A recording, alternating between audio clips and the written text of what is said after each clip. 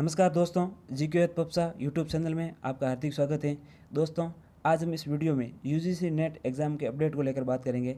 हालांकि UGC net का exam है जो 18 जून को एक तरीके से फिक्स हो रखा है और सब अपनी अपनी तैयारी कर ही रहे हैं जो यूजीसी नेट के अभ्यर्थी हैं। लेकिन एनटीए की कार्यशैली पर सवाल उठ रहे हैं, क्योंकि नीट के एग्ज़ाम के बाद अब जो नेट का जो एग्ज़ाम है उस पर खतरा मंडरा रहा है।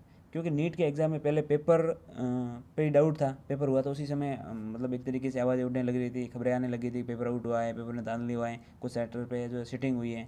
और उसकी जो परिणति थी या उसका हम जो प्रभाव देख सकते हैं वो नीट के रिजल्ट पे देखने को मिला। एक ही सेंटर से मतलब 8-8 जो कैंडिडेट है, 7-7 8-8 कैंडिडेट निकल रहे हैं। और सबसे बड़ी बात है कि अभी तक नीट के जो रिजल्ट आ रहा इतिहास था उसमें 1 या 2 टॉपर होते थे, यानी कि 720 नंबर है जो 1 या 2 बंदे कहते थे।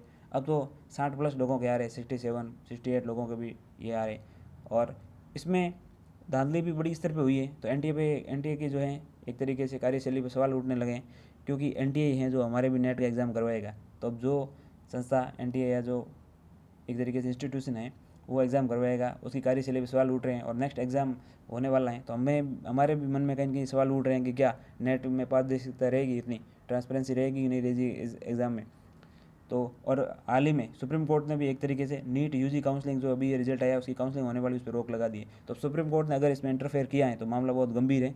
तो हम ये कह सकते हैं कि आगे हमारा जो एग्ज़ाम होगा इसी के लिए भी कोई ना कोई एक तरीके से ट्विटर ट्रेंड करना चाहिए, या हमें एक एनटीए को ये सूचना देनी चाहिए एक तरीके से अभ्यर्थियों की तरफ से, एक यूनियन बना के, या जो भी ऑनलाइन हो सकता है ऑफलाइन हो सकता है कुल मिला के। और उनको ये ज्ञापन देना चाहिए कि आप अपनी कार्यशैली को सुधारिए और नेट एग्ज़ाम में धांधली न हो, क्योंकि हमें नेट के एग्ज़ाम पे जो खतरा मंडरा रहा है। तो इन सब पे नेट की तैयारी करने वाले, नेट की तैयारी करवाने वाले जो भी संस्थाएं हैं, यूट्यूब चैनल हैं, ऑर्गेनाइजेशन हैं, उन सबको आगे आना चाहिए।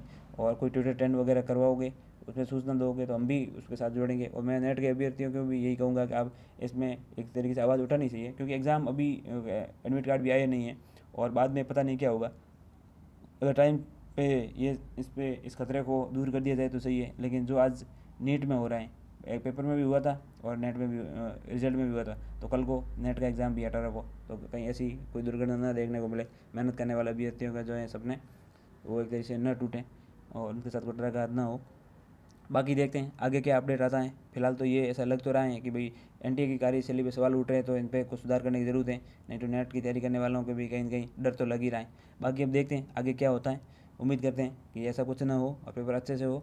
और फिलहाल कोई पोस्टपोन होना ऐसा कोई न्यूज़ है नहीं, तो एग्ज़ाम ऑन टाइम है, तो आप अपनी तैयारी को जारी रखिए और जितना हो सके पॉजिटिव रहिए, अपना रिवीजन करिए और बढ़िया से एग्ज़ाम दीजिए और सफलता प्राप्त कीजिए। उम्मीद करते हैं नेट के एग्ज़ाम में ऐसा कुछ नहीं हो, लेकिन फ़िलहाल एक तरीके से सतर्क रहने की ज़रूरत है। और ऐसा मुद्दा इसलिए उठा रहे हैं कि एनटीए जो अपनी कार्यशैली पे उठ रहे सवालों को एक तरीके से उनका जवाब दें और अच्छे से काम करें। तो मिलेंगे किसी और वीडियो में, मुझे दीजिए इजाज़त। Thank you.